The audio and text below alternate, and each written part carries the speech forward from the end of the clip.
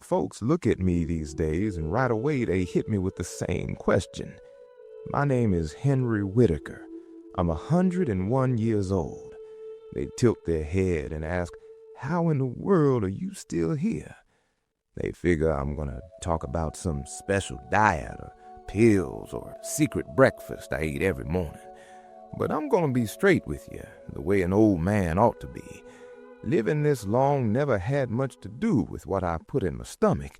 It had everything to do with what I carried in my heart and still managed to wake up the next day anyway. I was born back in 1925. I've seen 2 world wars rip families apart. I've watched too many good people leave this earth way before they should have. I've seen machines and gadgets change the world so fast my old bones could barely keep up. I've buried close friends, my own brothers and sisters, my wife for nearly 50 years, and even one of my kids. Long life ain't about your heart still beating. It's about keeping your mind from cracking when everything you knew starts slipping away. When I was a boy, life was simple, but it was hard. We didn't have money to speak of. I remember those winters when the house got so cold the windows frosted up inside. My ma would sit by the lamp sewing our clothes by hand, patching the same shirts over and over. Back then, nobody sat around chatting about their feelings. You just got up, you worked, you kept going. But even as a little kid, I felt things deeper than most. I worried about stuff that hadn't even happened yet. I'd lie awake staring at the ceiling with my mind racing. Folks didn't call it anxiety. They said I had a big imagination.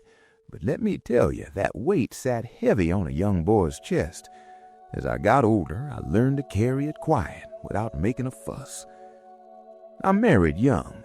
My wife, Sarah, was kind, steady, and had more patience than any person I ever met.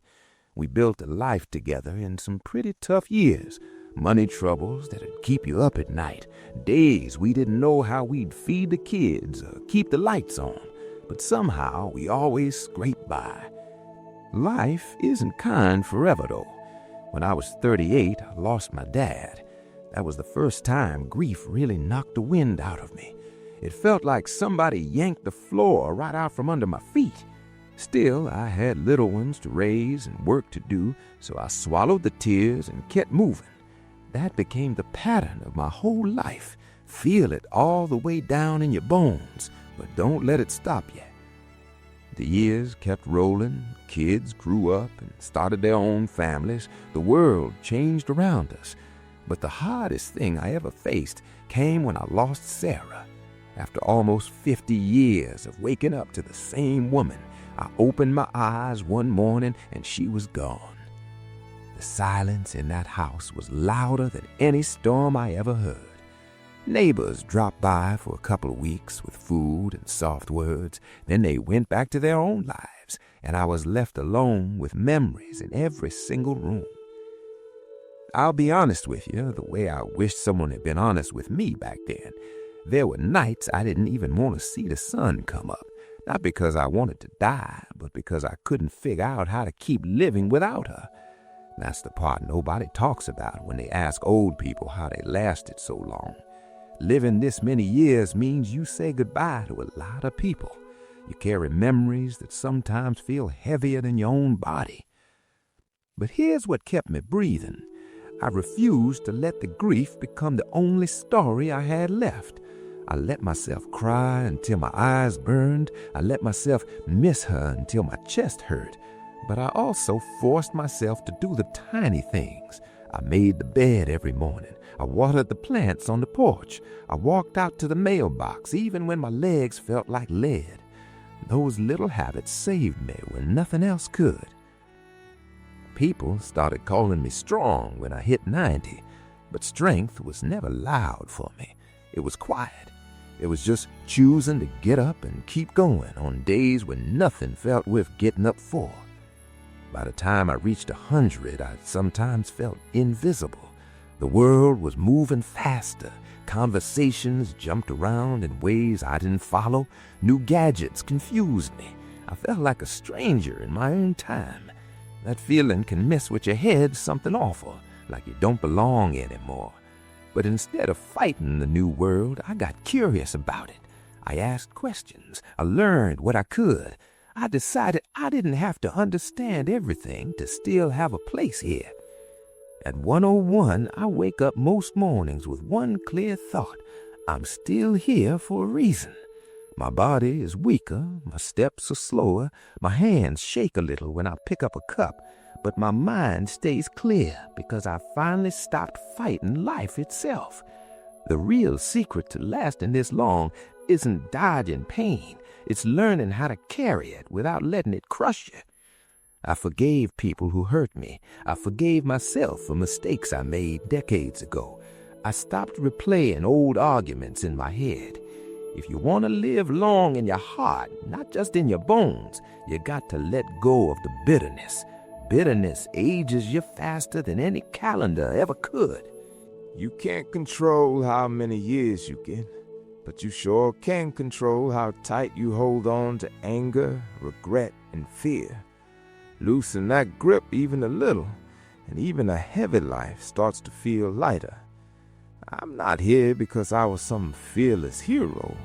I'm here because every single morning, even on the worst days, I chose to open my eyes one more time, one more day, one more breath, one more chance. Let me take you back to my 40s and 50s. That stretch tested me more than anything else. People think a long life means one peaceful year stacked on top of another. It doesn't. There were whole seasons when I felt like I was barely hanging on. The world felt shaky. News came slow back then, but when it hit, it landed heavy. I remember sitting by the radio at night, holding my breath, waiting for updates about the war. Even when my own house was safe, my heart wasn't. Living through uncertain times changes how your mind works. You start expecting bad news. You brace yourself before anything even happens. That constant tightness stays in your body. I didn't have a name for it back then, but I was walking around with quiet anxiety every day. My kids were growing up. I was working long hours. I tried to be the strong one for everybody. I cooked, I cleaned, I kept the house running, and I smiled when I was supposed to. Inside, though, I was worn out in a way that sleep couldn't fix. There were mornings I'd wake up with a heaviness I couldn't explain. Nothing was wrong on the outside, but everything felt like it could break. I'd look at my family around the breakfast table, and this sudden fear would hit me that I might lose them. Nobody talked about mental health in those days. If you felt overwhelmed, you just called it stress and kept going. So that's what I did. Then life hit me with something I wasn't ready for. One of my boys got real sick. Hospital waiting rooms became our second home. I learned how to sit there for hours, smelling that sharp, clean smell mixed with worry. I learned how to smile at my child while my insides were screaming. There's a special kind of helpless that comes when you can't protect your own kid from pain. Those months aged me more than 10 years ever could. At night, after everyone else was asleep, I'd sit in the kitchen staring at the wall, asking myself how much more I could carry. I wasn't mad at God. I wasn't mad at the world. I was just bone tired. My boy got better, thank goodness, but something inside me had shifted. I realized the strength isn't endless. Even the toughest man has a limit. In my early 50s, I hit what I now understand was emotional burnout. I stopped enjoying things I used to love. I avoided friends. I felt disconnected even when the room was full of people. I smiled out of habit, not because I felt any joy. Sarah noticed before I did. One evening she looked at me and said, "Henry, you look like you're somewhere else." She was right. I was trapped in my own head. Saying out loud that I wasn't okay felt strange, almost embarrassing. but it also felt like letting go of a heavy stone I'd been carrying. I didn't go to any doctor for it back then. Folks didn't do that much back then. But I started doing something small that changed everything. Every night I sat down and wrote what I was really feeling. Not what I thought I should feel, but the raw stuff, the fear, the tiredness, the anger, the love that was still there underneath it all. Writing became my private way through it. It taught me that feelings lose their power when you look them straight in the eye.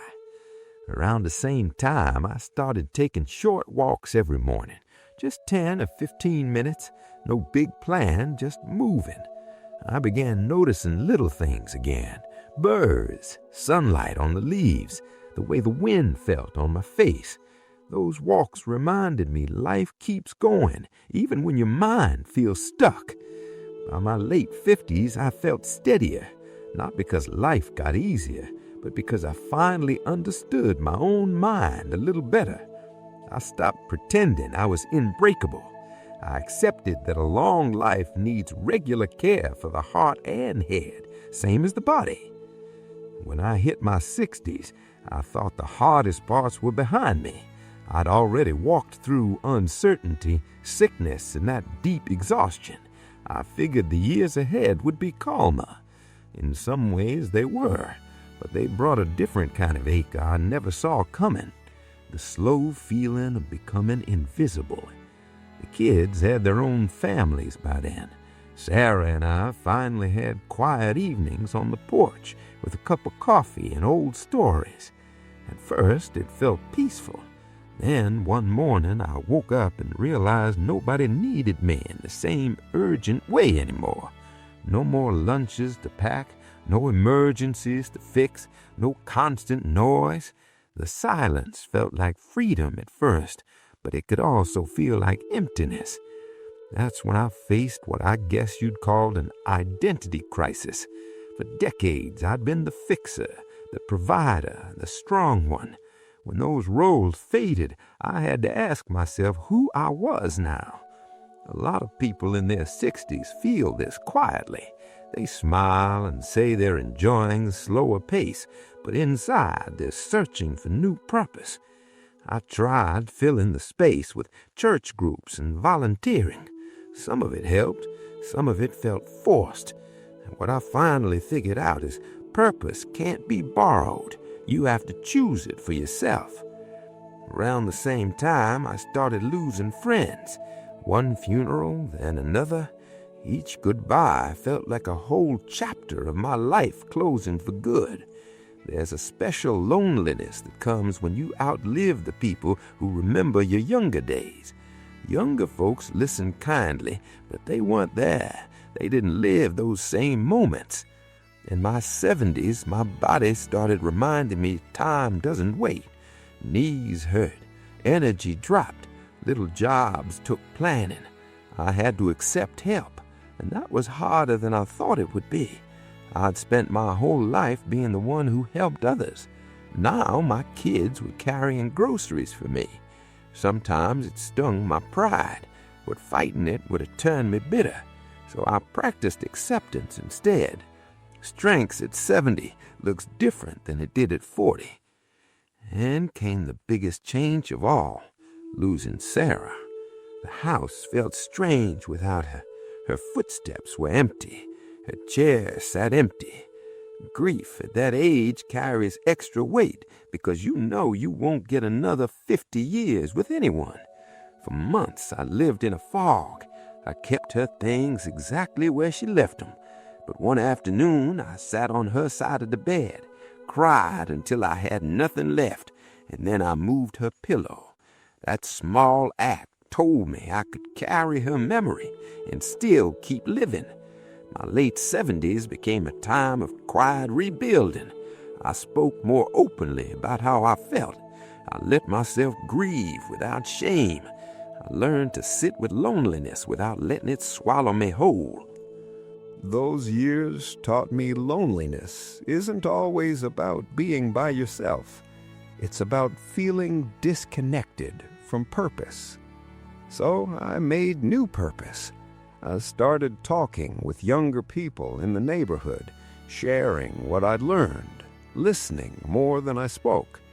My value wasn't in doing everything anymore. It was in offering whatever wisdom I had left. The world hadn't left me behind. It had just changed, and I had to change with it. When I reached my 80s, time started feeling different. In your 40s, you plan years ahead. In your 60s, you plan carefully. But in your 80s, you wake up knowing every single day is a gift. You stop assuming tomorrow is guaranteed. After Sarah passed, the house felt bigger. Rooms echoed. Even small sounds seemed loud. Loneliness at 80 isn't loud and dramatic. It shows up in tiny things, pouring 1 cup of coffee instead of 2, setting the table for 1. There were evenings I'd sit in my chair and a deep wave of sadness would wash over me. Not panic, just the clear knowing that most of my life was already behind me. That knowing can shake you if you let it. So I started thinking about the end more openly, not with fear, but with curiosity. I asked myself if I was ready. At first, the answer was no.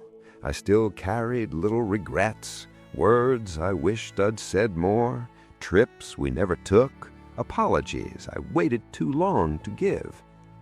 Around 85, my body slowed down a lot. Steps got careful. Doctor visits became regular. Each one reminded me I was living on borrowed time. Strangely, that made me calmer. When you stop pretending you live forever, you start noticing the small, beautiful things more. Sunlight through the window, a bird at the feeder, the sound of a grandchild laughing. I trained my mind gently. When fear showed up, I didn't fight it. I just whispered to myself, "Not today. Today I'm still here." And I'd focus on what I could control, breathing slow, moving careful, staying right in the moment. By 90, most of my closest friends were gone. Conversations got shorter because fewer people remembered the early parts of my story. That could have eaten me alive. Instead, I chose connection in new ways. I listened to younger folks. I asked about their worries. I realized feelings don't change across generations. Fear, love, hope, they're the same no matter when you're born. That understanding made me feel less alone. At 92, I stopped being scared of death the way I used to be. It didn't feel like an enemy anymore. It felt like the natural end of a long, long book. I don't rush toward it, but I don't run from it either. Mental survival at this age is mostly about acceptance. Accepting slower days, fewer plans, a body that doesn't always cooperate. But acceptance doesn't mean quitting.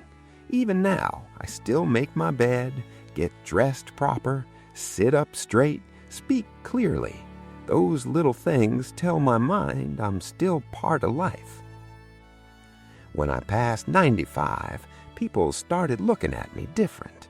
I became something rare in their eyes.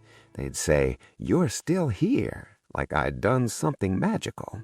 But living this long isn't glamorous. It's quiet, it's slow, and sometimes it's lonely in ways I never expected. By then, I'd outlived almost everyone who shared my memories. At family gatherings, I'd watch the kids play and remember when I was the one running across the yard.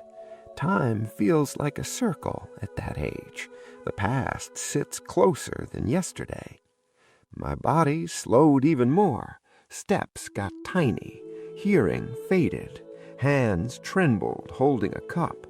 I depended on others more than ever. There were moments I felt like a burden and apologized too much for needing help. Those thoughts can quietly steal your dignity. But I learned something important in those years. Needing help doesn't make you less. It gives other people a chance to show love. So I stopped saying sorry for being old. I started saying thank you instead. At 97, I began telling my life story more openly, not because I thought it was special, but because stories are bridges.